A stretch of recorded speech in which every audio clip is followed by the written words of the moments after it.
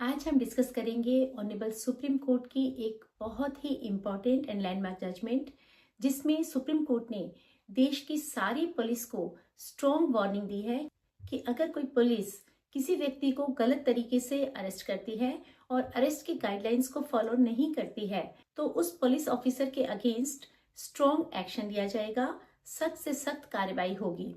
चलिए इस जजमेंट को डिटेल में डिस्कस करते हैं और वीडियो को एंड तक देखते हैं। नमस्कार, वेलकम टू माय चैनल। मैं हूं नीलम नारंग।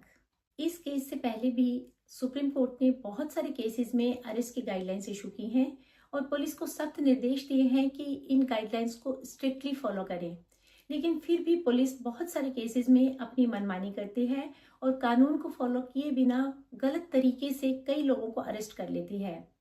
इस केस में क्या हुआ कि एक व्यक्ति को हरियाणा की पुलिस ने अरेस्ट कर लिया, उसे मौके पर मारा गया और जब उसे पुलिस स्टेशन ले जाया गया तो वहां पर भी उसको फिजिकली अब्यूज किया।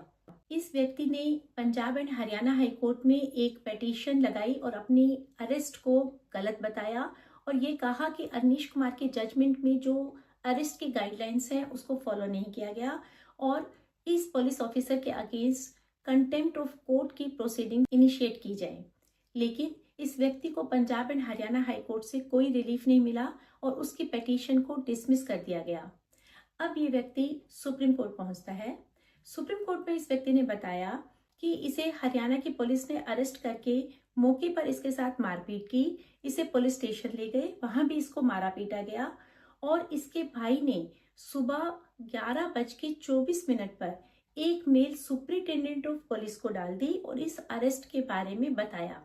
जब पुलिस वालों को इस बारे में पता चला तो उस व्यक्ति को और ज्यादा मारा पीटा गया और इसके 2 घंटे के बाद करीब दोपहर के 1:30 बजे एक एफआईआर उसके खिलाफ रजिस्टर कर ली। अब इसमें सबसे ज्यादा इम्पोर्टेंट बात जो ध्यान देने वाली है वो ये है कि इस केस में पहले इसको अरेस्ट कर लिया और एफआईआर बाद में की गई। ये सारा का सारा डॉक्यूमेंट्स ऑन रिकॉर्ड हैं। इस केस को सुप्रीम कोर्ट ने एग्जामिन किया और यह सब देखने के बाद सुप्रीम कोर्ट ने कहा कि इस केस में पुलिस ने बहुत ही ज्यादती की है, बहुत ही गलत तरीके से इस व्यक्ति को अरेस्ट किया है, अरेस्ट की गाइडलाइंस को फॉलो नहीं किया गया। सुप्रीम कोर्ट ने यह भी कहा कि कोई भी व्यक्ति चाहे वो क्रिमिनल है या आरोपी है, उसके भी अपने अधिकार हैं।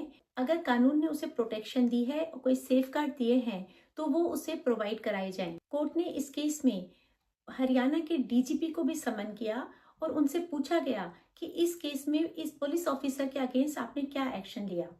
हरियाणा सरकार ने कोर्ट में एक चेकलिस्ट सबमिट की और यह बताया कि इस केस में चेकलिस्ट के मुताबिक सभी अरेस्ट की गाइडलाइंस को फॉलो किया गया है। सुप्रीम कोर्ट ने उस चेकलिस्ट को नहीं माना और यह कहा कि चेकलिस्ट तो बहुत ही मैकेनिकल तरीके से तैयार की जाती है। सुप्रीम कोर्ट ने सभी जुडिशियल मजिस्ट्रेट को भी डायरेक्शन दी कि ऐसी कोई चेकलिस्ट अगर केस में है तो उसे रूटीन मैनर में ना एक्सेप्ट करें और हर केस में अपना जुडिशियल माइंड अप्लाई करें।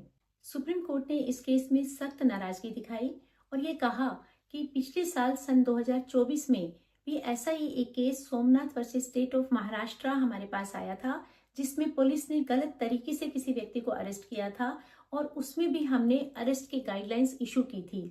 लेकिन ऐसे मामले बार बार हमारे सामने आ रहे हैं और अब अगर नियर फ्यूचर में ऐसा कोई मामला आया तो हम उस पुलिस ऑफिसर के अगेंस्ट स्ट्रॉन्ग एक्शन लेंगे। यह कहते हुए सुप्रीम कोर्ट ने यह डायरेक्शन दी कि इन दोनों केसेस की जजमेंट्स यानी Somnath versus state of Maharashtra की और विजयपाल यादव वर्सेस ममता सिंह केस की जजमेंट्स की कॉपीज पूरे देश के सभी स्टेट्स में और सभी यूनियन टेरिटरीज के डीजीपीज और पुलिस कमिश्नर के पास भेजी जाए, जिससे वो अपने हर राज्य की पुलिस को सेंसिटाइज कर पाए, इन अरेस्ट की गाइडलाइंस के बारे में बता पाए। अब मैं आपको ये बताना चाहूंगी कि अगर कोई पुलिस ऑफिसर इन गाइडलाइंस को फॉलो नहीं करता, उन्हें वायलेट करता है, तो उसके खिलाफ क्या एक्शन लिया जा सकता है। उसके खिलाफ डिपार्टमेंटल एक्शन भी लिया जा सकता है और कंटेम्प्ट ऑफ कोर्ट की प्रोसीडिंग्स भी इनिशिएट की जा सकती हैं। अगर आपको मेरी ये वीडियो पसंद आई हो और इंफॉर्मेटिव लगी हो तो आप इसे प्लीज लाइक व शेयर करें और चैनल को सब्सक्राइब करें। अगर आपके मन में इस टॉपिक से रिलेटेड कोई प्रश्न है या कोई और कानूनी समस्या है तो आप मुझे कमेंट बॉक्स में लिख सकते हैं। अगर आप मुझे डायरेक्टली मेल करना चाहते हैं तो उसकी डिटेल्स भी मैं डिस्क्रिप्शन बॉक्स में दे रही हूँ। तब तक अपना और अपने परिवार का ध्यान रखें।